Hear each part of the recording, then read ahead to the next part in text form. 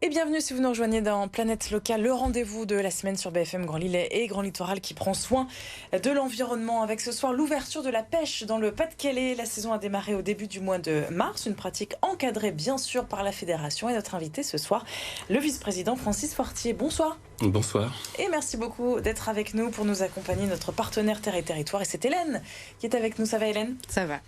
On parlera de chouettes dans un instant, vous allez nous expliquer tout ça. Un petit mot peut-être, Francis Fortier, pour commencer sur cette opération Hauts-de-France propre à laquelle vous avez participé le temps d'un week-end. C'est une opération de ramassage de déchets. Qu'est-ce que ça a donné ?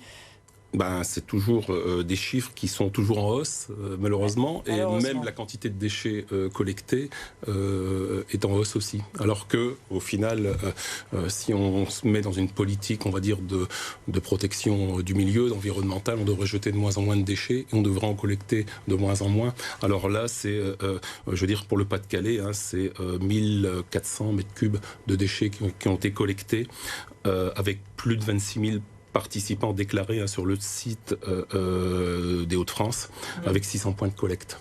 Ouais, donc c'est une grosse opération. C'est important pour vous, fédé de pêche, d'être présent sur ce genre de choses, de vous mobiliser. Mais on va dire, sur ce temps fort-là, oui.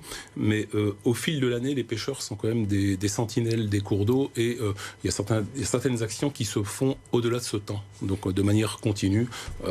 D'abord, on apprend aussi aux pêcheurs à ne pas laisser ces déchets au bord de l'eau. Les sentinelles, j'aime bien cette ces sentinelles des rivières. Adjectif. Oui. Et puis... on a plutôt tendance, encore aujourd'hui, à considérer un cours d'eau comme le réceptacle de beaucoup de choses, donc y compris des déchets.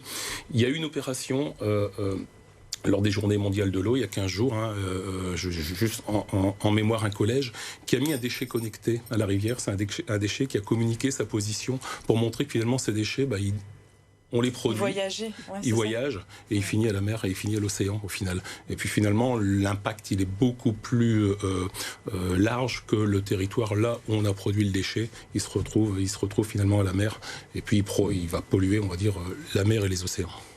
L'actualité dans le Pas-de-Calais, évidemment, on en parle beaucoup depuis 5 mois, ce sont les inondations. Est-ce que vous avez vu la nature changer depuis courant novembre, depuis cet hiver qui restera quand même... malheureusement historique. Alors, c'est historique. Certains disent que c'est une crue centenale. Moi, j'aurais tendance à dire que sur cet épisode de fin d'année, il y a eu 3 crues centenales qui se sont suivies. Et le problème, c'est que sur des territoires très concentrés, on a récupéré une énorme masse d'eau. Alors, on va faire un calcul simple. Si vous mettez 1 millimètre d'eau sur 1 kilomètre carré, ça fait 1 million de litres.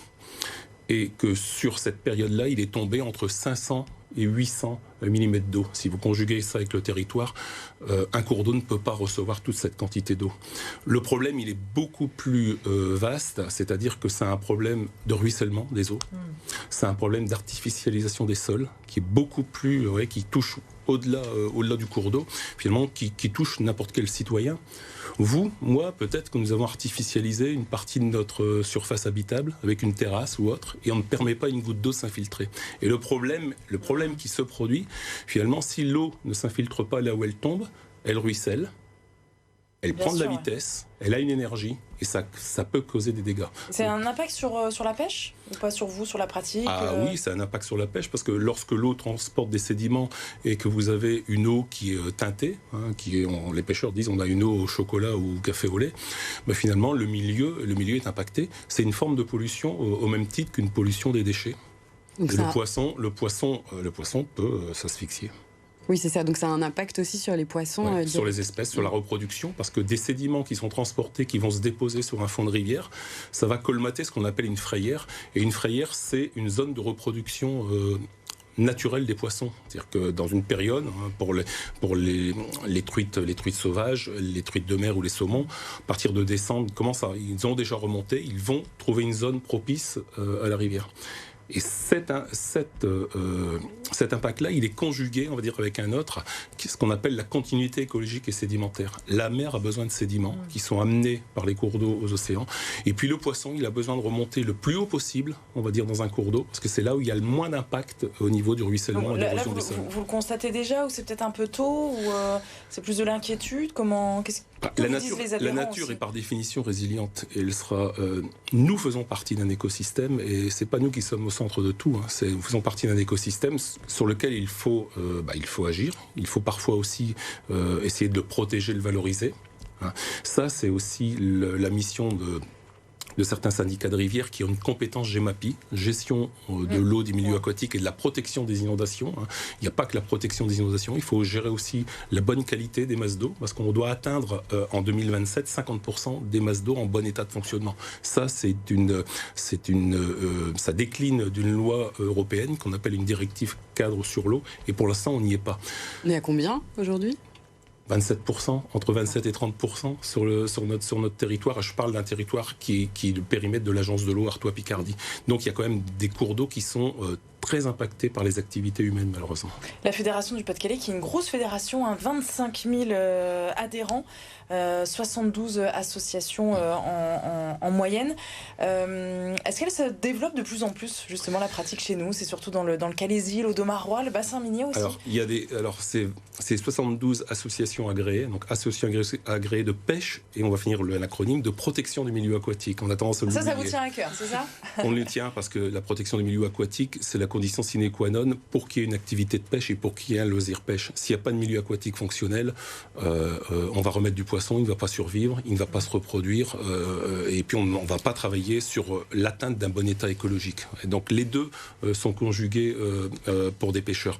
Alors c'est vrai qu'il y a 72 associations agréées, il y en a des très petites, entre 15 et 20 pêcheurs, sur lesquels on tient, parce que la pêche, c'est aussi un ciment social sur un territoire.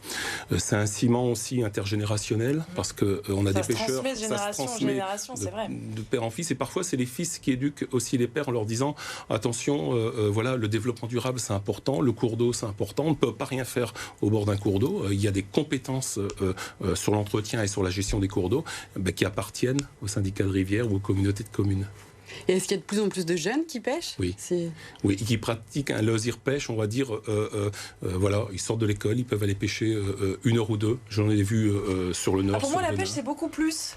On part toute la journée. Certains pêcheurs, oui, mais il y a des pêcheurs qui sont extrêmement passionnés. Mais oui. On peut s'arrêter à 1 heure ou 2. Oui, pêcher 1 heure ou 2 le soir, ça détend, et on se reconnecte avec son territoire et avec la nature. Avec la nature, surtout. C'est surtout avec la nature. Merci beaucoup, Francis Fortier, d'être venu jusqu'à nous. On continue avec l'actualité de Terre et Territoire. Merci.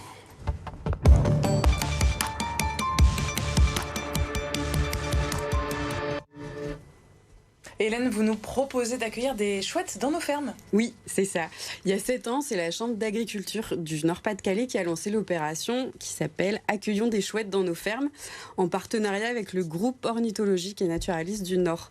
Donc le principe, c'est de proposer aux agriculteurs d'installer des nichoirs à chouettes parce que c'est justement des alliés pour les exploitations, parce qu'elles mangent les rongeurs qui peuvent faire de gros ravages sur les cultures. Donc en échange de ces installations, il est demandé aux agriculteurs de suivre l'évolution et l'occupation des nichoirs pour alimenter une base de données régionale sur ces espèces qui sont menacées à cause de leur habitat qui disparaît peu à peu. Donc voilà, on a été à la rencontre d'Antoine Dormion qui est agriculteur en Flandre et qui participe à l'opération. Et c'est aussi une opération sur certains territoires à laquelle des particuliers peuvent participer.